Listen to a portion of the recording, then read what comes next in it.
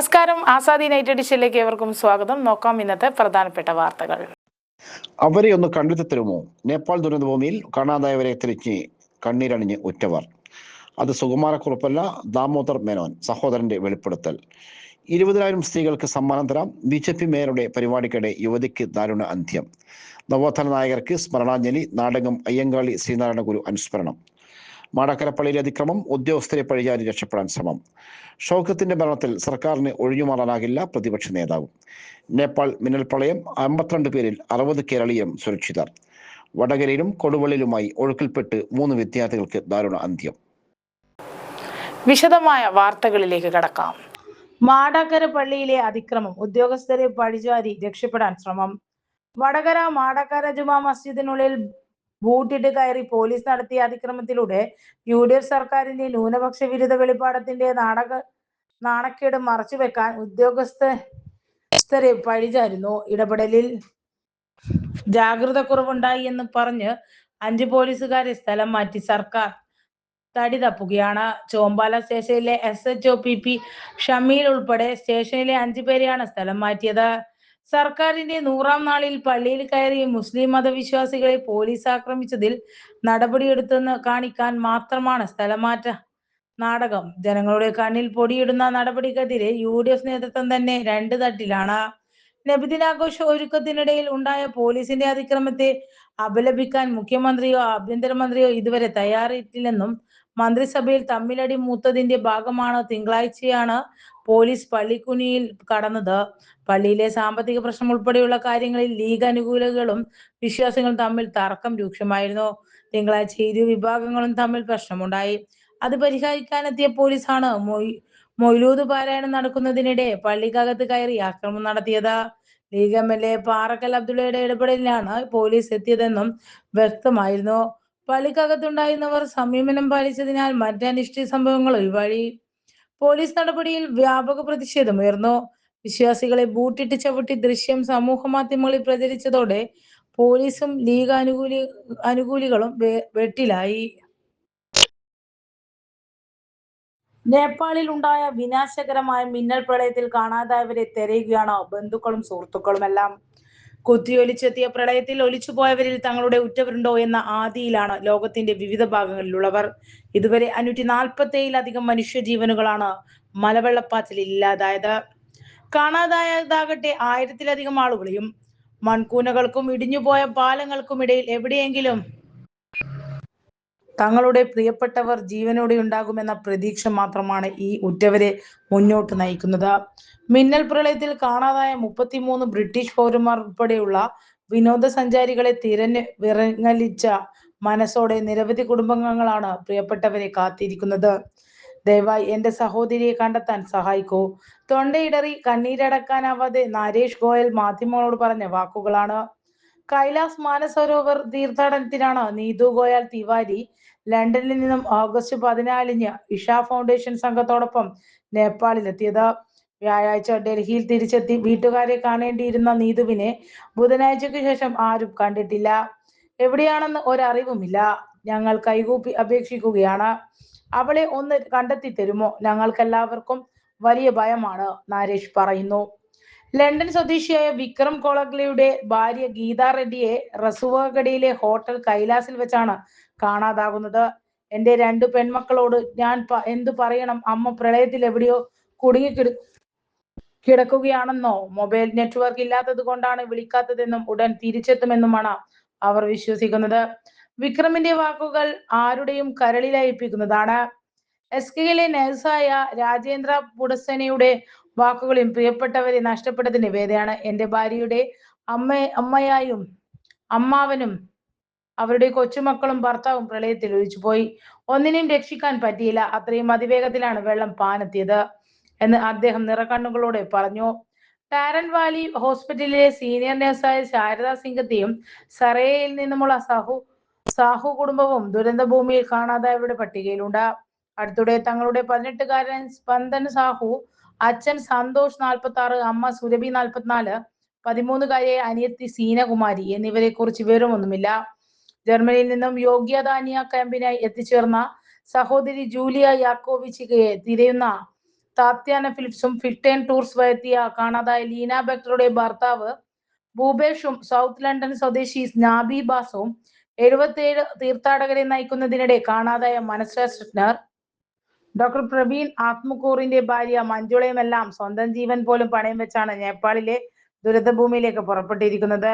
വിറങ്ങലിച്ച താഴ്വരകളിൽ ദുരന്തത്തിന്റെ കല്ലും മണ്ണും നിറഞ്ഞ വഴികളിൽ പ്രതീക്ഷയുടെ ഒരൊറ്റ വെളിച്ചം പോലും അണഞ്ഞു പോകാതെ കാത്തിരിക്കുകയാണ് ഒരു കൂട്ടം മനുഷ്യർ. കണ്ണീരും ഭയവും നെഞ്ചിലൊതുക്കി പ്രിയപ്പെട്ടവരെ കാത്തിരിക്കുകയാണ് അവർ. ഇനിയും കണ്ടെത്താനുള്ളവരുടെ ജീവന്റെ തുടിപ്പുകൾക്കായി ലോകമെമ്പാടുമുള്ള നിരവധി മനസ്സുകൾ കാതോർത്തിരിക്കുകയാണ്. നവോത്ഥാന നായകർക്ക് സ്മരണാഞ്ജലി. നാടെങ്ങും അയ്യങ്കാളി ശ്രീനാരായണ ഗുരു അനുസ്മരണം. കേരളത്തിന്റെ സാമൂഹിക നവോത്ഥാനത്തിന് നിർണായക സംഭാവനകൾ നൽകിയ അയ്യങ്കാളിയെയും ശ്രീനാരായണ ഗുരുവിനെയും ഓർമ്മിച്ച് കേരളം ഇന്ന് ജയന്തി ദിനം ആചരിച്ചു. ഇരുവരുടെയും ജന്മദിനം ഒരേ ദിവസം വരുന്നത് അപൂർവ യാദൃശ്ചികതയാണ്. അയ്യങ്കാളി ജയന്തിയും ശ്രീനാരായണ ഗുരു ജയന്തിയും വിവിധ പരിപാടികളുടെ സംസ്ഥാനത്തുടനീളം ആചരിച്ചു. പിന്നോക്ക വിഭാഗങ്ങളുടെ അവകാശങ്ങൾക്കും വിദ്യാഭ്യാസത്തിനും സാമൂഹിക സമത്വത്തിനുമായി ശക്തമായ പോരാടിയ അയ്യങ്കാളിയുടെ ജന്മദിനമാണ് അയ്യങ്കാളി ജയന്തിയായി ആചരിക്കുന്നത്. കേരളത്തിലെ സാമൂഹിക മാറ്റങ്ങൾക്ക് അദ്ദേഹത്തിന്റെ ഇടപെടലുകൾ വലിയ വഴിത്തിരിവായി. ജാതീയ അസമത്വങ്ങൾക്കെതിരെ ശക്തമായ നിലപാടെടുത്ത ശ്രീനാരായണ ഗുരുവിന്റെ ജന്മദിനമാണ് ഗുരുജയന്തി ആചരിക്കുന്നത്. ഒരു ജാതി, ഒരു മതം, ഒരു ദൈവം, മനുഷ്യന് എന്ന സന്ദേശത്തിലൂടെ സമത്വത്തിന്റെയും മാനവികതയുടെയും ആശയം ഗുരു മുന്നോട്ട് വെച്ചു. ഇരുവരുടെയും ആശയങ്ങളും പ്രവർത്തനങ്ങളും കേരളത്തിന്റെ നവോത്ഥാന ചരിത്രത്തിൽ ഇന്നും വലിയ സ്വാധീനം ചെലുത്തുന്നു. നേപ്പാൾ മിന്നൽ പ്രളയം. 82 പേരിൽ 60 കേരളീയരും സുരക്ഷിതർ. നേപ്പാളിലെ മിന്നൽ പ്രളയത്തെ തുടർന്നുള്ള സാഹചര്യത്തിൽ മേഖലയിൽ കുടുങ്ങിയെന്ന് സംശയിക്കുന്ന 82 പേരിൽ 60 കേരളീയരും സുരക്ഷിതർ. 82 പേരുടെ വിവരങ്ങൾ തേടിയാണ് ഹെൽപ്പ് ഡെസ്കുകളിൽ അന്വേഷണം എത്തിയതെന്നും ഇവരിൽ 60 കേരളീയരും സുരക്ഷിതരാണെന്നും Norka Roots chief executive officer Rajesh Madhavan അറിയിച്ചു. 4 പേർ ഓസ്ട്രേലിയൻ പൗരത്വമുള്ള കേരളത്തിൽ നിന്നുള്ളവരും 4 പേർ കേരളീയരുമാണ്. ഈ 8 പേരുമായി ഇതുവരെ ആശയവിനിമയം സാധ്യമായിട്ടില്ല.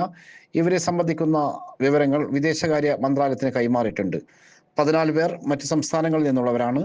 ഇവരുടെ വിവരങ്ങൾ വിദേശകാര്യ മന്ത്രാലയത്തിന് അതത് സംസ്ഥാനങ്ങൾക്ക് കൈമാറിയിട്ടുണ്ട്.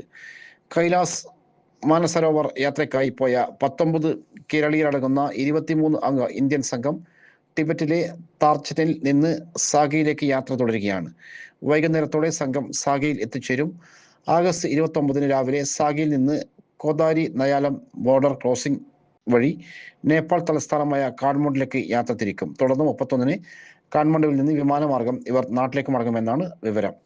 സംഘത്തിന്റെ യാത്ര സംബന്ധിച്ച വിവരങ്ങൾ ബന്ധപ്പെട്ട കേന്ദ്രങ്ങളുമായി ഏകോപിപ്പിച്ച് നിരീക്ഷിച്ചു വരികയാണ്. മറ്റു കേരളീയരിൽ ചിലർ നേപ്പാളിൽ നിന്ന് ഇന്ത്യയിലേക്ക് യാത്ര ചെയ്ത് പശ്ചിമ ബംഗാളിലെ ഡാർജിലിംഗിൽ എത്തിയതായി കുടുംബാംഗങ്ങളെ അറിയിച്ചിട്ടുണ്ട്. ചിലർ മൗണ്ട് എവറസ്റ്റ് പ്രദേശത്ത് സുരക്ഷിതരാണ്. നേപ്പാളിലെ ലങ്ടാങ്ങിലെ തുലോം സ്വാബുവിൽ നിന്ന് അവസാനമായി ബന്ധപ്പെട്ട വ്യക്തിയെക്കുറിച്ചും കർണാലി പ്രവിശ്യയിലെ കെജാർകോട്ടിൽ യാത്രാ തടസ്സം നേരിടുന്ന മറ്റൊരാളെക്കുറിച്ചും വിവരം ലഭിച്ചിട്ടുണ്ട്. നേപ്പാളിൽ നിന്ന് ഇന്ത്യയിലെത്തുന്നവർക്ക് കേരളത്തിലേക്ക് യാത്ര ചെയ്യുന്നതിന് മുഖ്യമന്ത്രിയുടെ ഓഫീസിന്റെ നിർദ്ദേശപ്രകാരം നോർക്ക റൂട്ട്സ് സൗകര്യം ഒരുക്കിയിട്ടുണ്ട്. ഇതിനായി ഹെൽപ്പ് ഡെസ്കുകളിലോ ഡൽഹി NRK ഡെവലപ്മെന്റ് ഓഫീസിലോ ബന്ധപ്പെടാം. മുഖ്യമന്ത്രിയുടെയും ചീഫ് സെക്രട്ടറിയുടെയും ഓഫീസിലേക്കും സംസ്ഥാന ദുരന്ത നിവാരണ അതോറിറ്റി നോർക്ക റൂട്ട്സ് ഹെൽപ്പ് ഡെസ്കുകളിലും ആഗസ്റ്റ് 27 വൈകിട്ട് വരെ ലഭിച്ച വിവരങ്ങൾ പരിശോധിച്ചാണ് 82 പേരുടെ പട്ടിക തയ്യാറാക്കിയത്.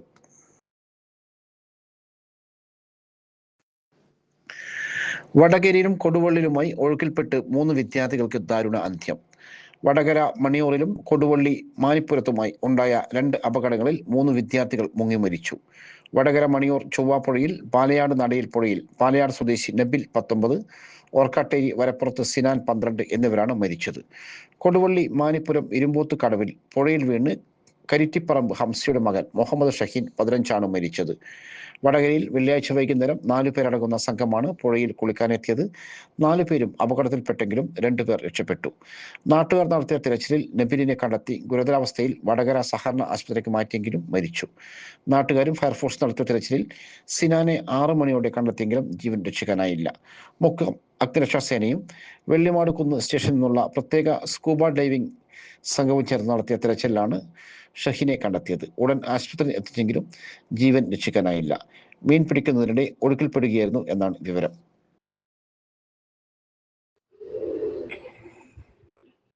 ഇരുപതിനായിരം സ്ത്രീകൾക്ക് സമ്മാനം തരാം. BJP മേയറുടെ പരിപാടിക്കിടെ യുവതിക്ക് ദാരുണാന്ത്യം. ഉത്തർപ്രദേശിലെ ബറേലിയിൽ BJP മേയറും മകനും ചേർന്ന് സംഘടിപ്പിച്ച രക്ഷാബന്ധൻ ആഘോഷ പരിപാടിക്കിടെയുണ്ടായ തിക്കിലും തിരക്കിലും പെട്ട് യുവതിക്ക് ദാരുണാന്ത്യം. 3 പേർക്ക് പരിക്കേറ്റു. ചന്ദ്രഗുപ്തപുരം സ്വദേശിയും ഭാര്യ മധുവാണ് മരണപ്പെട്ടത്. മുൻ സൈനികൻ ഭഗവാൻ സിംഗ് ആണ് ഭർത്താവ്. വ്യാഴാഴ്ച ബറേലി ക്ലബ് ഗ്രൗണ്ടിലായിരുന്നു പരിപാടി. യുവസേവക് സംഘവും ഭൗതിക് ഗൗതം ഫൗണ്ടേഷനും ചേർന്നാണ് പരിപാടി സംഘടിപ്പിച്ചത്. ഇത്തവണ ഏകദേശം 20,000 സ്ത്രീകൾക്ക് ക്ഷണം നൽകിയിരുന്നുവെന്നാണ് റിപ്പോർട്ട്. പങ്കെടുക്കുന്നവർക്ക് സമ്മാനങ്ങളും ഭക്ഷണവും നൽകുമെന്ന് സംഘാടകർ അറിയിച്ചിരുന്നു. കഴിഞ്ഞ വർഷം ഏകദേശം 15,000 പേരെയാണ് ക്ഷണിച്ചിരുന്നത്. എന്നാൽ അത്രയും പേരെ ക്ഷണിക്കുമ്പോൾ തകതായ സുരക്ഷാ ക്രമീകരണങ്ങൾ ഒരുക്കിയില്ലെന്ന് ആളുകൾ ആരോപിക്കുന്നു. വ്യാഴാഴ്ച രാവിലെ 10 മണിയോടെ ആരംഭിച്ച പരിപാടിയിൽ ഉച്ചയ്ക്ക് 3 മണിയോടെ ആളുകളുടെ എണ്ണം അനിയന്ത്രിതമായി ഉയരുകയായിരുന്നു. വേദിയിലേക്ക് ആളുകൾ ഇരിച്ചു കയറിയതോടെയാണ് തിക്കും തിരക്കും അനുഭവപ്പെട്ട് ഗുരുതരമായി പരിക്കേറ്റ മധുവിനെ തൊട്ടടുത്ത മിഷൻ ആശുപത്രിയിൽ എത്തിച്ചെങ്കിലും ജീവൻ രക്ഷിക്കാനായില്ല. സംഭവത്തെക്കുറിച്ച് പോലീസോ പ്രാദേശിക ഭരണകൂടമോ ഇതുവരെ ഔദ്യോഗിക വിശദീകരണം നൽകിയിട്ടില്ല. 20,000 സ്ത്രീകൾക്ക് ക്ഷണവും സമ്മാന വാഗ്ദാനവും നൽകിയ പരിപാടിയിൽ അതിനനുസരിച്ചുള്ള സുരക്ഷാ ജനക്കൂട്ട നിയന്ത്രണ സംവിധാനം ഒരുക്കിയിരുന്നില്ലെന്ന വിമർശനം ശക്തമാണ്. പ്രതിപക്ഷ നേതാവ് പിണറായി വിജയൻ 3 ദിവസം കണ്ണൂർ ജില്ലയിൽ വിവിധ കേന്ദ്രങ്ങളിൽ സംസാരിക്കും. പ്രതിപക്ഷ നേതാവും CPM പൊളിറ്റ് ബ്യൂറോ അംഗവുമായ പിണറായി വിജയൻ ഓഗസ്റ്റ് 29, 30, 31 തീയതികളിൽ കണ്ണൂർ ജില്ലയിലെ വിവിധ സ്ഥലങ്ങളിൽ CPM റാലികളിൽ പ്രസംഗിക്കും. ആഗസ്റ്റ് 29 വൈകുന്നേരം 3 മണിക്ക് മാത്തൂരും 4 മണിക്ക് പയ്യന്നൂരും, ആഗസ്റ്റ് 30 വൈകുന്നേരം 4:30 മയ്യിലും, ആഗസ്റ്റ് 31 വൈകുന്നേരം 4:30 തളിപ്പറമ്പിലുമാണ് പൊതുയോഗം. സാഹിത്യകാരൻ TKD മുഴപ്പിലങ്ങാടിന് നാട് വിട നൽകി. വാഹനാപകടത്തിൽ പരിക്കേറ്റ് ചികിത്സയിലിരിക്കെ കഴിഞ്ഞ ദിവസം മരണപ്പെട്ട TKD മുഴപ്പിലങ്ങാടിന് കണ്ണീരിൽ കുതിർന്ന യാത്രാമൊഴി. വിവിധ സംഘടനകളും വ്യക്തികളും മൃതദേഹത്തിൽ പുഷ്പചക്രം അർപ്പിച്ചു. പ്രതിപക്ഷ നേതാവ് പിണറായി വിജയൻ വീട്ടിലെത്തി. മുഖ്യമന്ത്രിക്ക് വേണ്ടി ഡെപ്യൂട്ടി കളക്ടർ പുഷ്പചക്രം അർപ്പിച്ചു. രാവിലെ വീട്ടിൽ സംസ്ഥാന സർക്കാർ ബഹുമതിയോടെയാണ് യാത്രയയപ്പ് നൽകിയത്. പോലീസ് ഗാർഡ് ഓഫ് ഓണർ നടത്തി. തുടർന്ന് മുഴപ്പിലങ്ങാട് ദീപ്തി ക്ലബിലും കുളമ്പസാറിലും പൊതുദർശനത്തിന് വെച്ചു. 100 കണക്കിന് ആളുകളാണ് വീട്ടിലും പൊതുദർശന കേന്ദ്രത്തിലും എത്തിയത്. മുഴപ്പിലങ്ങാട് പഞ്ചായത്ത് ശ്മശാനത്തിൽ സംസ്കരിച്ചു. തുടർന്ന് നടന്ന അനുശോചന യോഗത്തിൽ പഞ്ചായത്ത് പ്രസിഡന്റ് PM അതുൽ അധ്യക്ഷനായി. രാഷ്ട്രീയ സാംസ്കാരിക രംഗത്തെ നിരവധി പേർ സംസാരിച്ചു. ഷൗക്കത്തിന്റെ മരണത്തിൽ സർക്കാരിന് ഒഴിഞ്ഞുമാറാനാകില്ല. പ്രതിപക്ഷ നേതാവ്. മലപ്പുറം കിഴിശ്ശേരിയിൽ കൊണ്ടോട്ടി സബ് RT ഓഫീസിലെ ഉദ്യോഗസ്ഥരുടെ പീഡനത്തിലും അഴിമതിയിലും മനംനൊന്ത് ഓട്ടോ ഡ്രൈവറായ ഷൗക്കത്ത് ജീവനൊടുക്കിയ സംഭവം അങ്ങേയറ്റം ദൗർഭാഗ്യകരം, പ്രതിഷേധാർഹവുമാണെന്ന് പ്രതിപക്ഷ നേതാവ് പിണറായി വിജയൻ. കേവലം ഒരു അന്വേഷണ പ്രഹസനം കൊണ്ട് ഈ വിഷയത്തിൽ നിന്നും സർക്കാരിന് ഒഴിഞ്ഞുമാറാനാകില്ലെന്നും തൊഴിലാളികളുടെയും സാധാരണക്കാരുടെയും ജീവനോപാധിക്കും ഭീഷണിയാകുന്ന ഈ ജനദ്രോഹ സമീപനം സർക്കാർ തിരുത്തിയേ തീരൂ. ഷൗക്കത്ത് അലിയുടെ മരണത്തിന് ഉത്തരവാദികളായ കൊണ്ടോട്ടി സബ് RT ഓഫീസിലെ ഉദ്യോഗസ്ഥർക്കെതിരെ ക്രിമിനൽ കേസ് രജിസ്റ്റർ ചെയ്യാൻ സർക്കാർ തയ്യാറാകണം. ഒപ്പം അനാഥമായ ആ കുടുംബത്തിന് അടിയന്തര സാമ്പത്തിക സഹായവും അർഹമായ നഷ്ടപരിഹാരവും ഉറപ്പാക്കാനും സർക്കാർ ബാധ്യസ്ഥരാണെന്നും അദ്ദേഹം പറഞ്ഞു.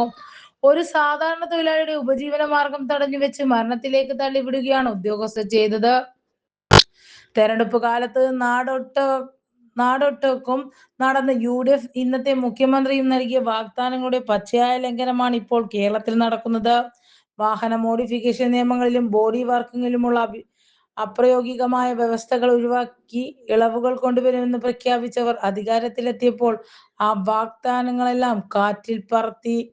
അനുവദനീയമായ മോഡിഫിക്കേഷനുകളിൽ പോലും മോട്ടോർ വാഹന വകുപ്പിന്റെ അനാവശ്യ വേട്ടയാടലുകളാണ് ഇപ്പോൾ നടക്കുന്നത്. ഏജന്റ് മാഫിയകൾക്കും അഴിമതിക്കാരായ ഉദ്യോഗസ്ഥർക്കും സർവ സ്വാതന്ത്ര്യം നൽകി സാധാരണക്കാരായ തൊഴിലാളികളുടെ വയറ്റത്തടിക്കുന്ന നയമാണ് സംസ്ഥാന സർക്കാർ സ്വീകരിക്കുന്നതെന്നും പിണറായി വിജയൻ പറഞ്ഞു. അത് സുകുമാരക്കുറുപ്പല്ല, ദാമോദർ മേനോൻ, സഹോദരന്റെ വെളിപ്പെടുത്തൽ. പിടികിട്ടാപ്പുള്ളി സുകുമാരക്കുറുപ്പിന് തന്നെ പേരിൽ സമൂഹമാധ്യമങ്ങളിൽ പ്രചരിക്കുന്ന പാസ്പോർട്ട് ചിത്രം ദാമോദർ മേനോന്റേതാണെന്ന് സഹോദരന്റെ വെളിപ്പെടുത്തൽ. തൃശൂർ വടക്കാഞ്ചേരിക്കടുത്ത് കരുമ്പ്രത മൂർക്കനാട്ട് സ്വദേശിയായ ദാമോദരൻ മേനോന്റെ ചിത്രമാണ് സുകുമാരക്കുറുപ്പിന്റേതെന്ന തരത്തിൽ പ്രചരിക്കുന്നതെന്ന് സഹോദരൻ കരുണാകരൻ മാധ്യമങ്ങളോട് പറഞ്ഞു.